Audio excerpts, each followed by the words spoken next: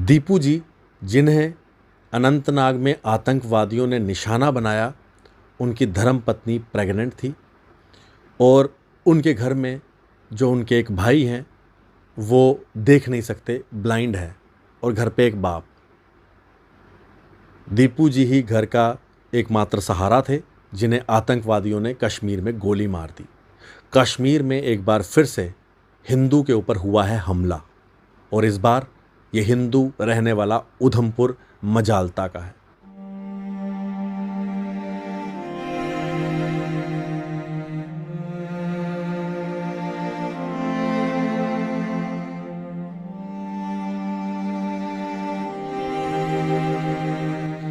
प्रणाम सभी को, राम राम, सनातन धर्म की जय। जो कश्मीर के अंदर हमला हुआ देर रात को, लगभग 9 बजे का टाइम था, एक बार फिर से कश्मीर के अंदर एक हिंदू को टारगेट किया गया है। मेरे हिंदू बोलने से कई लोगों को परेशानी बड़ी होने वाली है, लेकिन मैं उसकी परेशानी का कोई हल नहीं कर सकता। ये एक और टारगेट किलिंग हुई है कश्मीर के अंदर। अनंतनाग में एक मेला लगा हुआ था, जिसे हम सर्कस भी कह सकते हैं, और वहाँ पर एक परिवार जो उधमपुर से अपना गुजारा करने के लिए कश्मीर में नौकरी कर रहा था, जिसका नाम दीपू, जो उसके आधार कार्ड पे भी उसका नाम है दीपू, अपनी वाइफ के साथ वहीं मेले में काम करता था और वहीं पे रहता था।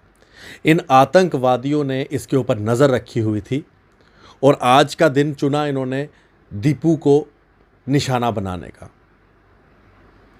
दीपू उधमपुर मजालता का रहने वाला है और इसके घर की कंडीशन बहुत ही ज़्यादा, अगर आप सुनेंगे तो बड़ी ही कंडीशन बड़ी ख़राब है।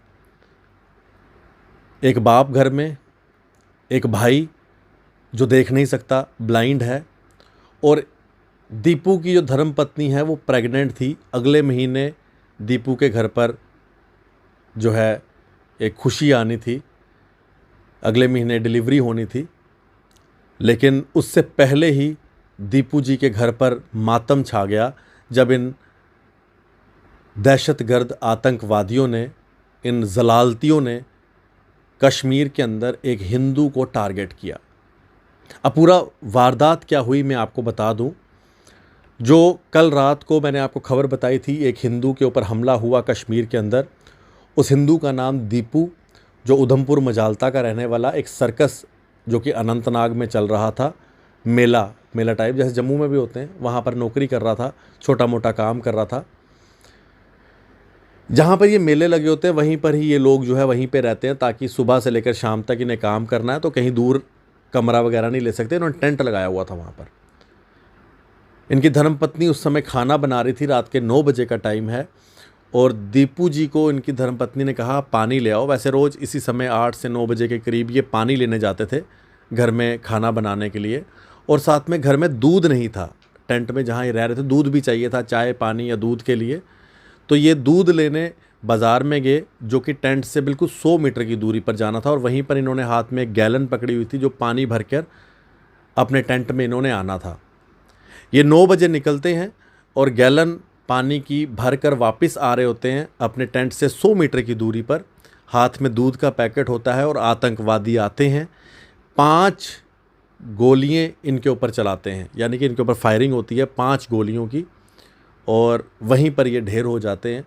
इनके हाथ में पानी की गैलन थी, इनके हाथ में एक दूध का पैकेट था, और इन दरिंदे आतंकवादियों ने वहाँ पर गोली चलाई।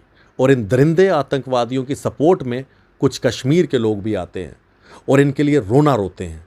ये वही दरिंदे आतंकी हैं, और आज तो मैं इनके सपोर्टर्स को भी दरिंदा ही कहूँगा, जिन्होंने एक ऐसे लड़के के ऊपर फायरिंग की जो बेचारा अपनी जीवनी कमाने के लिए कश्मीर में काम कर रहा था। उसकी धर्मपत्नी प्रेग्नेंट थी, अगले महीने डिलीवरी होनी थी, दूध लेने घर के लिए गया था, पानी लेने गया था और गोली मार दी। ऐसे दरिंदे आतंकवादी हैं ये, इनको जहन्नुम भी नसीब नहीं होगा, ऐसे दरिंदे हैं ये। और 9:03 पे ये फायरिंग होती है। दीपू की धर्मपत्नी और दोस्त वगैरह आते हैं, दीपू को उठाते हैं, 5 गोलियां लगी होती हैं पेट में, और वहाँ से 100 मीटर की दूरी पर ही हॉस्पिटल था, वहाँ लेकर जाते हैं। लेकिन वहाँ तक जाने में ही दीपू जो है दम तोड़ देता है, क्योंकि घाव इतने गहरे थे।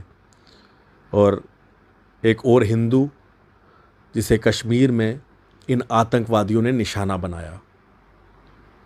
कुछ लोग इस खबर के ऊपर ये ज़रूर बोलेंगे G20 में बड़ी बड़ी बातें हुई।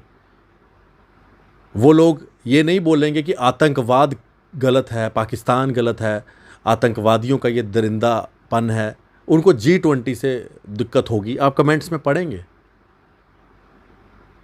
लेकिन इस आतंकवाद के ऊपर एक शब्द नहीं बोलेंगे, क्योंकि ये बोलने से उनकी पेट में दर्द होता है, उनको लूज मोशन लगते हैं। एक बार फिर से कश्मीर के अंदर टारगेटिंग किलिंग हुई है, और इस बार उधमपुर के दीपू को निशाना बनाया इन आतंकवादियों ने। इनकी धर्मपत्नी प्रेग्नेंट थी, अगले महीने डिलीवरी थी। इनका भाई देख नहीं सकता है, और घर पे एक बाप है। बड़े ही गरीब फैमिली है,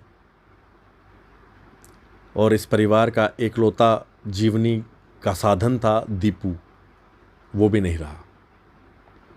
भगवान दीपू जी की आत्मा को शांति दें। धन्यवाद। राम राम। ये है इन दरिंदे आतंकवादियों का असली चेहरा। अभी भी अगर इनको कोई सपोर्ट करता है कमेंट्स में, तो वो भी दरिंदों से कम नहीं है।